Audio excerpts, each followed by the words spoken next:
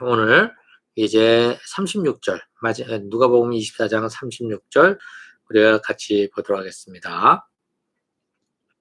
그들이 이런 이야기를 하고 있을 때에 예수께서 몸소 그들 가운데 들어서서 말씀하셨다.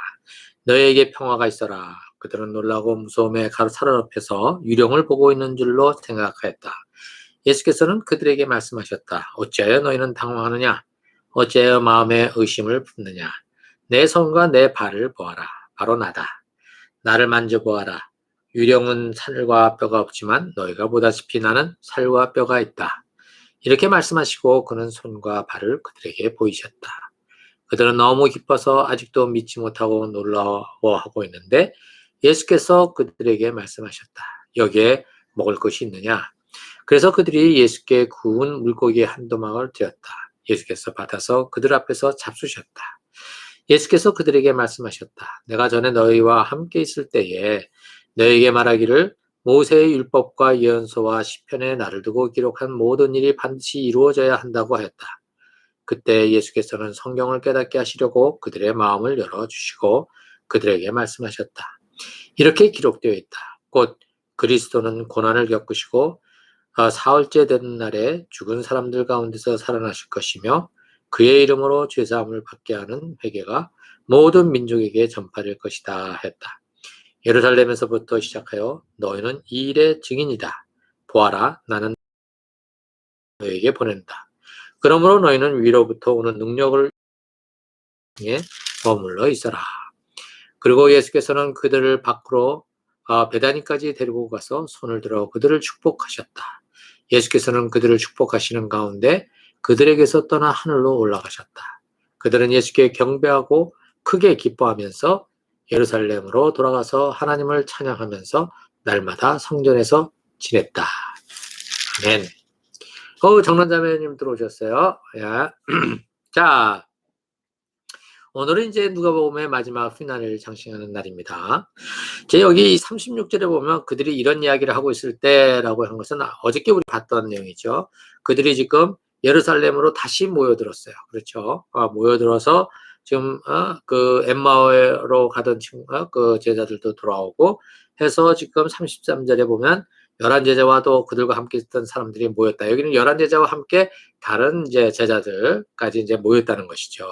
그리고서 그들이 하는 얘기가 주님께서 확실히 살아나시고 시몬에게 나타나셨다. 이렇게 얘기를 한 거죠. 그러고서 이러니까 엠마오에서 이게 돌아온 이 두 사람이 또 자기들이 경험한 것들을 얘기를 하고 있는 이렇게 하는 중에 예수님께서 그들에게 갑자기 탁 나타나신 거죠. 자, 이러면서 너희들에게 평화가 있을 것이다. 샬롬 하고서 예수님께서 이제 인사를 하신 거죠. 그러니까 갑자기 그 방 안에 있던 사람들이 깜짝 다 놀란 겁니다. 왜냐면은 자기들이 지금 예수님에 대해서 얘기하고 살아나셨다는 얘기를 했지만 그분이 막상 어떻게 해요? 그 모여있는 그 방 안으로 들어오셨을 때에 그들은 놀라고 무서움에 사로잡혔다 이렇게 돼 있어요. 그냥 걸어 들어오셨으면 바깥에서 낙낙하고서 들어오셨으면 모르는데 지금 그들은 지금 뭐예요? 예루살렘에 있는 그 어느 집에 모여 있는데 이 모여 있는 이들은 지금 어떤 상황입니까? 지금 자기들이 그 예수님의 그 십자가의 그 고난과 이런 것들의 그 후유증이 아직도 남아 있는 거잖아요, 그렇죠? 그리고 이제 여전히 살기등등한 그 사내들인 정치인들 이런 사람들이 있으니까 이들은 지금 겨우겨우 이렇게 조용히 모여가지고 있는 상황이죠. 당연히 문을 열어놓고서 있을 수는 없었겠죠. 그런데 지금 예수님이 갑자기 거기에 따단하고 나타나신 거예요. 문을 두들기지도 않고 문을 열어준 것도 아닌데 그렇게 됐을 때 이들은 있죠. 여기 보면 놀라고 무서움에 사로잡혔다. 왜냐하면 유령을 본 거로 생각했기 때문에 그렇다는 거죠. 사실은 현실적으로 그 유령이 아니고서는 진짜 그렇게 될 수가 없잖아요. 그리고 이들은 지금 유령이고 지금 나타난 존재가 유령이고 그래서 얘가는 뭐 환상이라고도 생각할 수 있는 거고요. 이렇게 되니까 예수님께서 너는 어째 당황하느냐 의심하느냐 지금 여기서 예수님께서 그들을 지금 어떻게 해요? 질책하고 계시는 게 아니거든요. 지금 뭐냐? 그들이 지금 당황하고 마음에 의심을 품는데 이제 그러지 말아라 이제 얘기를 하시는 거죠. 왜? 예수님께서 뭐를 보냐면 내 발을 보아라, 내 손, 바로 나다, 나를 만져보아라 이러면서 설명을 하고 계시잖아요. 그렇죠? 이들이 예수님의 그 부활에 대해서 그 전에 듣긴 했지만 들었어도 이렇게 될 거라는 것을 이들이 그걸 어떻게 그거를 확고하게 잡을 수가 있었겠습니까? 우리가 있었던 건 당연히 그거 안 됐었겠죠. 그런데 이제 예수님께서 설명을 해주시는 거죠. 자, 유령은 살과 뼈가 없지만 너희가 보다시피 나는 이렇게 살과 뼈가 있다. 라고 하면서 또 뭐를 보여주는 거예요? 손과 발을 보여주시고 못자국을 이제 보여주시는 거잖아요. 자, 이렇게 됐었을 때 이들은 어떤 태도를 보이냐면 41절에 너무 기뻤다 이렇게 했어요. 너무 기뻤다. 그러니까 이제 시몬이 얘기했던 얘기가 맞는 거고 그다음에 여자들이 얘기했던 게 다 맞는 거죠. 이제 자기들이 직접 뭐냐면은 그 예수님이 육신으로 부활하셨다는 사실, 그냥 영혼이 아니라 유령이 아니라 그 영이 아니라 실질적으로 오셨다는 걸 갖다가 이제 확인을 한 거죠. 그래서 너무 기뻐요. 그럼에도 불구하고 여전히 그들은 이게 꿈이냐 생시냐 이렇게 되는 거죠. 생각해 보세요. 이게 지금 있을 거라고 생각할 수 있는 가능한 일인가요? 이건 말도 안 되는 얘기죠. 그 정도로 말도 안 되는 그 사건이 벌어진 거예요. 그러니까 이들은 아직도 믿지 못하고 놀랐다고 얘기를 하는 거죠. 한편으로는 기뻐하면서도 한편으로는 이거 좀 우리가 진짜 이거 현실인가? 이렇게 생각을 하게 됐다는 거죠. 자, 이럴 때 예수님께서 그것을 아시고 이제 구운 물고기 먹을 거 좀 달라고 하시니까 구운 물고기를 갖다 주니까 그걸 갖다가 잡수신단 말이죠. 자, 이거 구운 물고기는 뭐예요? 이거는 구체적으로 여기 있는 그 물건이잖아요. 그렇죠? 물체잖아요. 이 물체를 잡수신단 말이죠. 유령은 그렇게 못하는 거죠. 자, 이렇게 해서 예수님이 자신이 그 바로 십자가에서 숨을 거둔 이들의 선생이었다는 사실을 확인시켜주는 이런 시간들이 있는 것이었어요. 자, 그러시고서 44절에 예수님께서는 무엇을 얘기하시냐면 구약 성경을 들어서 지금 이 사건, 지금 예수님이 자신이 이렇게 여기에 있는 게 그냥 이렇게 부활된 게 아니라 이것은 구약에 이미 오래전부터 이렇게 될 것이라고 하는 것이 성경에 쓰여져 있다라고 하는 것을 갖다가 설명해 주시는 거였어요. 그래서 여기서 또 다시 설명해 주세요. 자, 앞부분에 엠마오로 가던 그 두 제자한테도 성경을 열어서 설명해 주셨잖아요. 그런데 여기서도 똑같이 또 그렇게 이제는 더 여러 제자들에게 또 그것을 설명을 해 주셨다 이렇게 되어 있습니다. 그래서 구약에 예수님에 대한 언약에 대한 예수님이 오시고 그 다음에 이렇게 가신 움직이시는 사역에 대한 그러한 것들이 구약에 쭉 이렇게 여기저기 시편에도 있고 선지자도 있고 모세에서부터 이렇게 모세오경에도 있고 다 이런 것들이 있는데 이것을 하나씩 들어서 이것이 바로 나를 두고 하는 얘기다. 이것이 바로 나를 두고 하는 얘기다. 하고 지금 예수님께서 그걸 하나하나 차근차근히 그들에게 논증을 하고 있는 것이죠. 말씀을 가지고. 자, 이렇게 하실 때 예수님께서는 그들이 성경을 깨닫게 하시려고 뭐요? 그들의 마음을 열어주셨다. 이렇게 돼요. 성령께서 역사하도록 해주셨다는 거죠. 이래도 믿지 못하는 사람은 믿지 못하는 거예요. 열어주셨는데도 불구하고 자기가 스스로 닫아버리면 안 되는 거죠. 그렇죠? 근데 열어진 것을 그대로 두고 이것을 갖다가 소화해내는 사람들은 믿게 되는 거라는 거죠.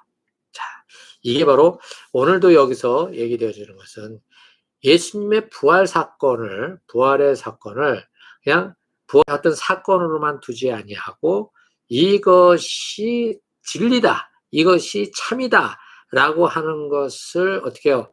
못 박는, 이렇게 하는 것은 어디에서 있는 거예요? 하나님의 말씀이라는 거죠. 하나님의 말씀. 그때 당시는 구약 성경이라는 말이죠. 그렇죠? 그래서 우리가 성경 말씀이 굉장히 중요하다는 거예요. 성경 말씀이 지금 누구예요? 제자들에게 지금 보여지고 있는 예수님에 대한 직접적인 경험, 지금 식사를 하시고 있고 손과 발에 있는 그 못자국을 보고 또 다른 복음서에서 만졌다고도 얘기 나오잖아요. 이렇게 한 것, 이렇게 한 것임에도 불구하고 그것 자체로 예수님의 부활을 확정짓는 데 있어서는 다른 게 아니라 구약에 있는 말씀, 성경 말씀, 하나님의 말씀을 가지고 그것에 도장을 땅 찍는 거라는 거죠. 그래서 하나님의 말씀이 중요하다는 겁니다. 우리가 왜 성경 공부를 그렇게 하고, 그 다음에 그 성경을 계속 읽어대고 하느냐? 바로 우리가 어떠한 것들을 한다 하더라도, 어떤 영적인 경험을 하더라도, 어떤 그 신앙적인 어떤 그러한 그 어떤 프로세스를 진행하더라도 하나님의 말씀이 뭐예요? 딱 그것에 대한 근거가 돼줘야 된다는 거죠. 그것이 안 되면 안 된다는 거죠. 심지어는 예수 그리스도의 십자가에 죽으시고 부활하신 이 사건도 어떻게 해요? 성경적인 근거를 딱 가지고 있어야 된다는 겁니다. 그들이 직접 눈으로 봤다 할지라도. 이것이 딱 컨비네이션이 될 때, 예수님의 그 부활의 경험, 부활하신 예수님을 경험하는 것, 플러스 이제 성경 말씀으로 백업이 되는 것. 이렇게 되었었을 때에 이들은 비로소 48절에 이 일의 증인이 되는 것입니다. 이 일의 증인이 되는 거예요. 그래서 이렇게 이들에게 마음을 열어주시고 깨닫게 하시고 난 다음에 46절에 이렇게 얘기를 하고 있죠. 이렇게 기록되어 있다. 곧 그리스도는 고난을 겪으시고 사흘째 되는 날에 죽은 사람들 가운데서 살아나실 것이며 그의 이름으로 죄사함을 받게 하는 회개가 모든 민족에게 전파될 것이다 했다. 예루살렘에서부터 시작하여 너희는 이 일의 증인이다. 미션을 주시는 거죠. 근데 무엇이냐면 그리스도께서 고난을 겪으시고 사흘 만에 부활하시고 죽은 자 가운데서 살아나시고 그 다음에 그의 이름으로 죄사함을 받게 하는 회개, 그러니까 모든 민족에게 증언되어야 되는데 바로 너희들이 그 증인이다 이렇게 말씀을 하신 거죠. 모든 민족에게. 자, 그러면 여기서 그리스도께서 고난을 겪으시고 사흘 되는 날에 죽은 사람들 가운데서 다시 살아나셨다. 이것은 무엇을 의미하고 있느냐라고 하는 것은 이제 지금까지 예수님께서 하나님 나라가 가까이 왔다라고 말씀하셨잖아요. 그렇죠? 왔다라고 얘기 안 하시고 가까이 왔다라고 하시면서 그 예수님께서 그 하나님 나라, 가까이 온 하나님 나라는 어떤 나라인지를 갖다가 삶으로 이렇게 보여주셨어요. 그렇잖아요? 그런데 이제 그 십자가의 고난과 그 다음에 이 부활이라고 하는 이 사건을 통해서 이제는 그 가까이 온 그 하나님 나라가 어떻게 해요? 이제 본격적으로 시작이 됐다는 거죠. 본격적으로 시작이 되는 거죠. 그런데 그 시작되는 이 하나님의 나라에 뭐가 필요하냐?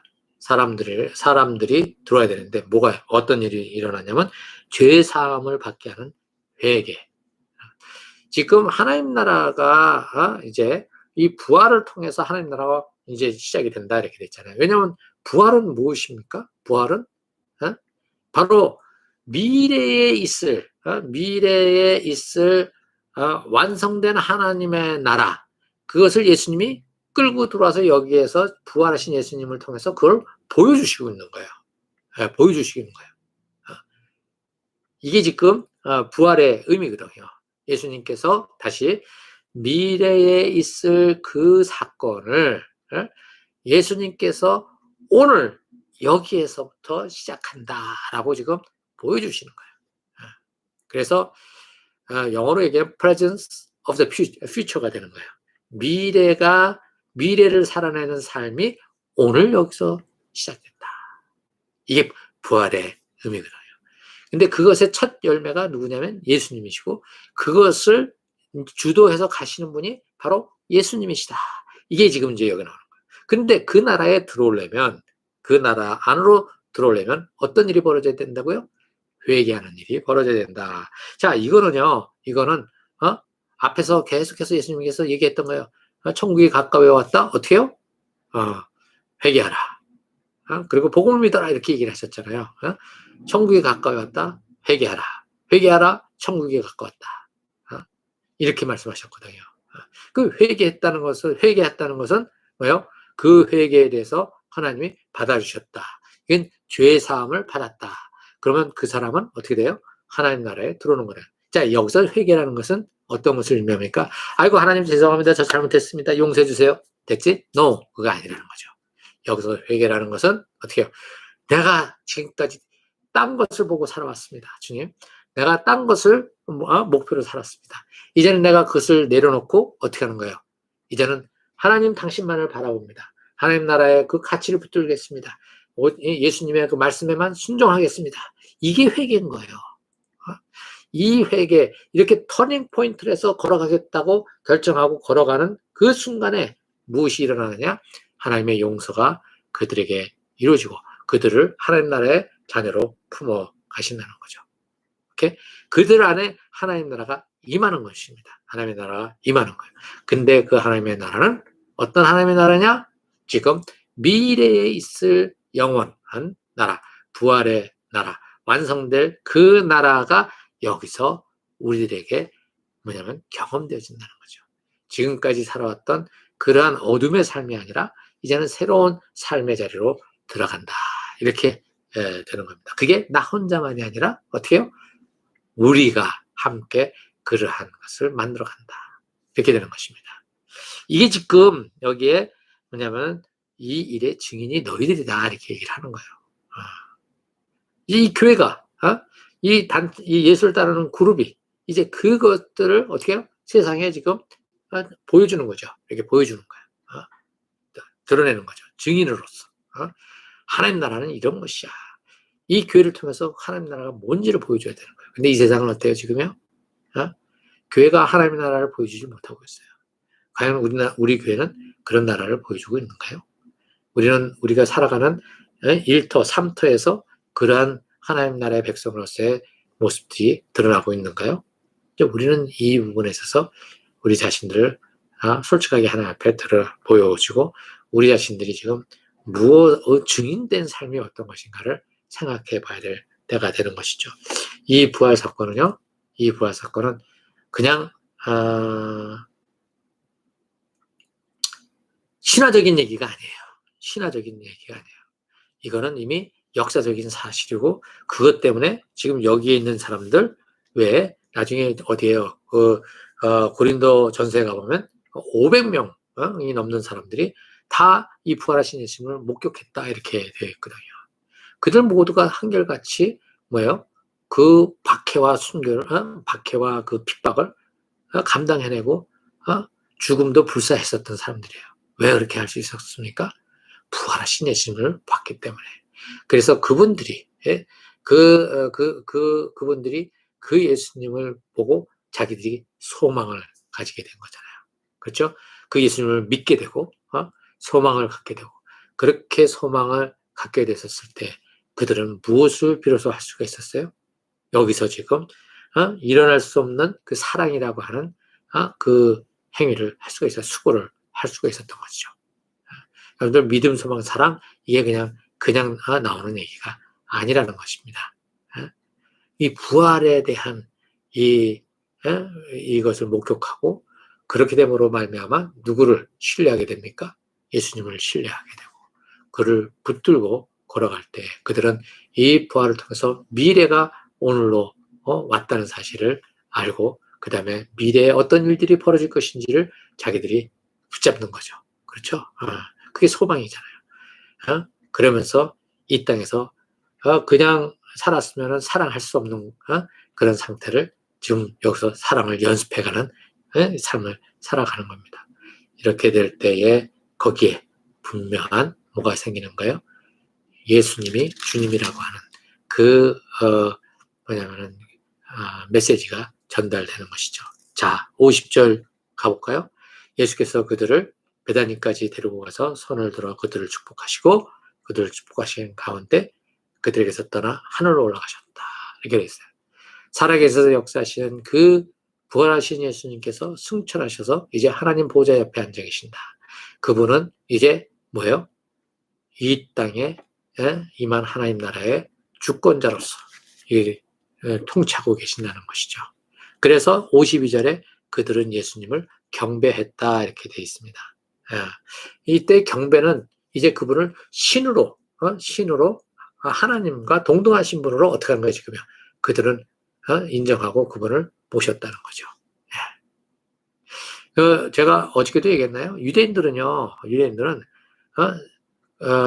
사람을 신으로 경배하고 절하는 법이 없어요. 사람을. 근데 지금 인간인 예수님을 신으로 경배를 하고 있단 말이죠. 이거는 유대인들에게는 있을 수 없는 일이라는 거죠. 근데 그들이 지금 이렇게 하는 것은 부활이라고 하는 겁니다. 그렇죠. 부활의 결과가 사랑입니다. 결국 그 사랑, 우리가 할 수 없는 그 사랑을 부활이라고 하는 그 완성된 나라를 소망하면서 그것을 연습할 수 있는 그러한 공동체가 되는 거예요. 교회 공동체는 바로 그런 거예요. 그래서 우리가 그렇지만 우리가 살아가면서 이 시대에 우리가 그냥 모든 것들로부터 살아 있는 진공 상태에서 이것이 있다면 얼마나 좋겠어요? 그러나 여전히 이 하나님 나라는 어디에 와 있는 겁니까? 이 현 시대, 죄가 그냥 난무하는 이 현 시대에 우리가 들어와 있는 거 아닙니까? 이게 하나님 나라가 들어와 있는 거 아닙니까? 그래서 이 안에서 지금 우리는 스트럭을 하게 마련인 거예요. 그래서 그럼에도 불구하고 우리가 이 소망을 놓지 않는 이유는 예수 그리스도의 부활을 목격한 그들이 그것을 붙들고 간 것처럼 우리도 동일하게 그것을 붙잡고 간다는 것이죠. 예. 자, 그래서 우리 이제 우리 나눔교회 공동체 우리들이 자꾸 잊어버리지 말아야 될 게 부활하신 예수님, 이 부활이 우리에게도 오늘 현재 우리에게도 동일하게 작동하는 부활이다. 이것을 우리가 기억하고 우리가 그 소망을 붙들고 완성될 그날을 우리가 기다리면서 오늘을 그렇게 살아냈으면 좋겠습니다. 네, 여기까지 오늘 이야기를 하고 내일부터는 이제 출애굽기로 넘어가네요. 출애굽기 11장입니다. 출애굽기 11장 이렇게 되는 거 여러분들 또 내일 또 우리 만나보도록 하겠습니다. 우리 같이 기도하고 오늘 또 마무리를 지을까 합니다. 같이 기도하겠습니다. 사랑의 하나님 아버지, 우리가 그 부활이라고 하는 것이 참 뭐랄까 구체적이지 않고 생생하지 아니하고 참 멀리 있는 것처럼 보이는 것들. 그래서 우리 속에서 부활절이라는 시간들을 보내지만 한 행사로 지나가 버리고 계란 하나 이렇게 삶아서 같이 먹고 그러면서 그 계란을 쪼고 나오는 그 어떤 병아리를 보고 부활을 또 생각하는 어떤 그런 정도에서 우리가 그쳤었는데 이번에는 아버지 우리가 참 부활에 대해서 더 깊은 의미를 또 묵상해보고 또 그것이 우리의 삶의 현장에서 아버지 하나님이여 정말 절절히 경험되어지고 붙들고 가야 될 아버지 중요한 하나님의 진리라고 하는 사실, 이것이 우리의 삶에서 아버지 굉장히 중요한 아버지 요소라고 하는 사실, 이것을 우리가 이렇게 듣게 되었습니다. 아버지 하나님 알게 된 이 사실을 우리가 그냥 또 그냥 가볍게 생각하지 않게 하시고 우리가 참 이 부활의 놀라운 진리가 우리의 삶의 현장 속에서 아버지 녹아져 내리고 그것대로 우리가 살아가는 삶의 그 즐거움을 기쁨을 아버지 우리가 경험하게 해 주십시오. 아버지 무엇보다도 우리의 삶에 어떤 것들이라도 아버지 하나님이여 하나님의 말씀이 근거가 되어야 된다고 하는 사실, 이것을 위해서 우리가 말씀을 먹고 마시는 일에 게으르지 않도록 주여 우리의 삶이 그렇게 아버지 빌드업되게 도와주십시오. 감사드리며 예수님의 이름으로 기도했습니다. 아멘.